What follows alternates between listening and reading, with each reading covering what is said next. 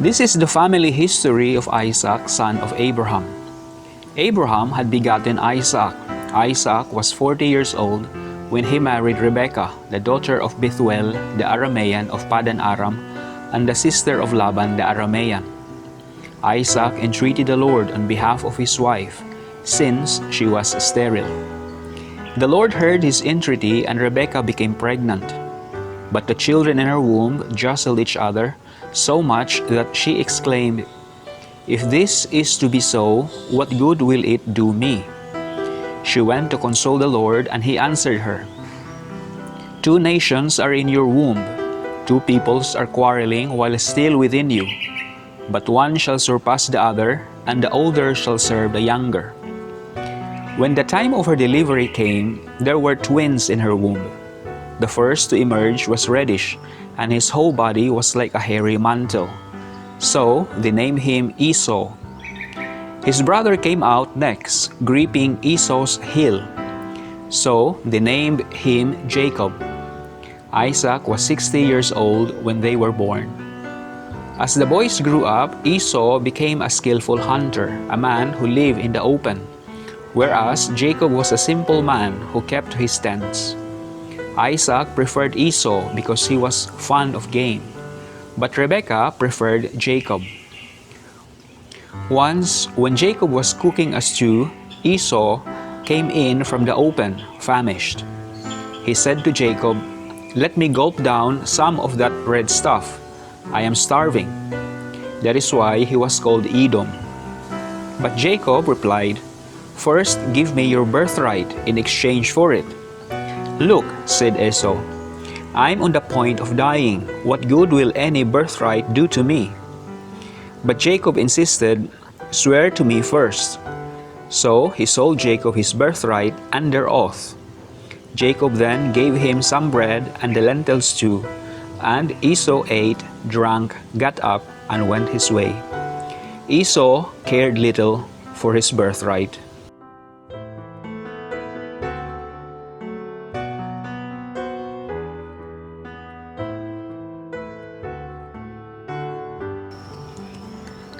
When Isaac was so old that his eyesight had failed him, he called his older son Esau and said to him, "Son?" "Yes, father," he replied. Isaac then said, "As you can see, I am so old that I may now die at any time. Take your gear, therefore, your quiver and bow, and go out into the country to hunt some game for me. With your catch, prepare an appetizing dish for me, such as I like, and bring it to me to eat, so that I may give you my special blessing before I die."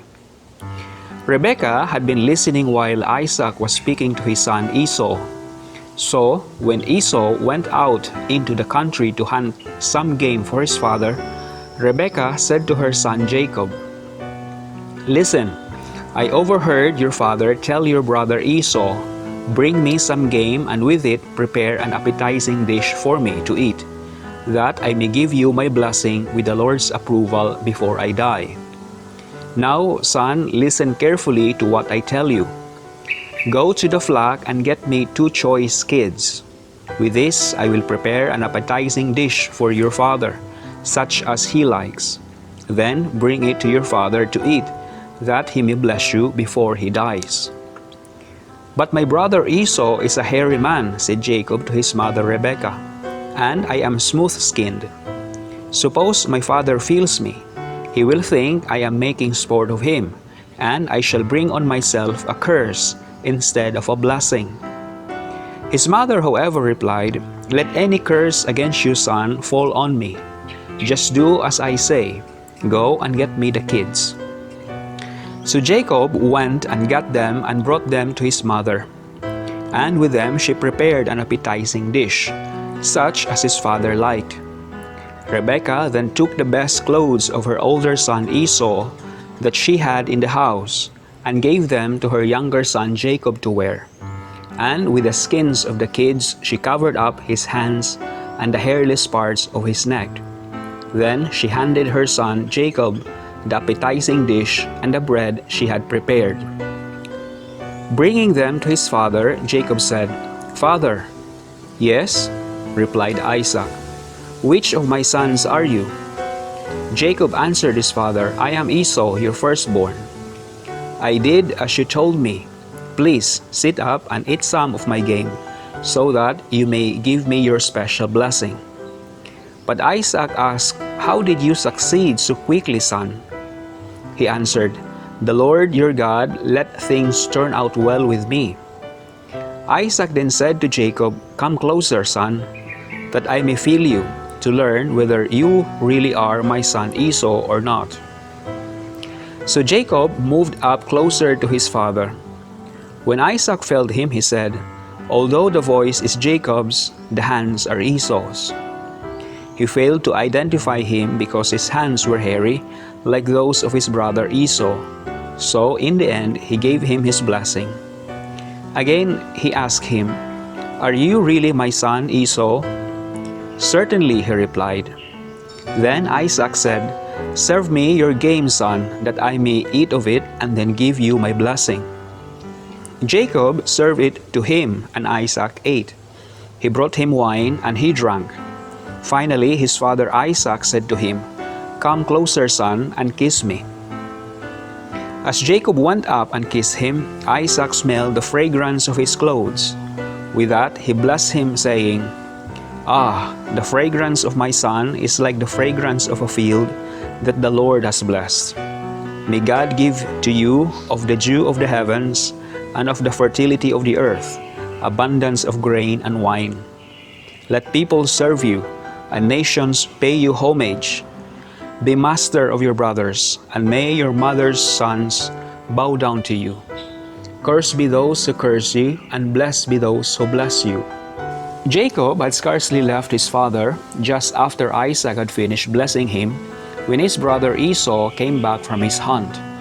Then he too prepared an appetizing dish with his game, and bringing it to his father, he said, "Please, father, eat some of your son's game, that you may then give me your special blessing." "Who are you?" his father Isaac asked him. "I am Esau," he replied, "your firstborn son." With that, Isaac was seized with a fit of uncontrollable trembling. "Who was it then," he asked, "that hunted game and brought it to me? I finished eating it just before you came, and I blessed him. Now he must remain blessed." On hearing his father's words, Esau burst into loud, bitter sobbing. "Father, bless me too," he begged. When Isaac explained, "Your brother came here by a ruse and carried off your blessing." Esau exclaimed, "He has been well named Jacob. He has now supplanted me twice. First, he took away my birthright, and now he has taken away my blessing." Then he pleaded, "Haven't you saved a blessing for me?" Isaac replied, "I have already appointed him your master, and I have assigned to him all his kinsmen as his slaves. Besides, I have enriched him with grain and wine. What then can I do for you, son?" But Esau urged his father, "Have you only that one blessing, father? Bless me too." Isaac, however, made no reply, and Esau wept aloud.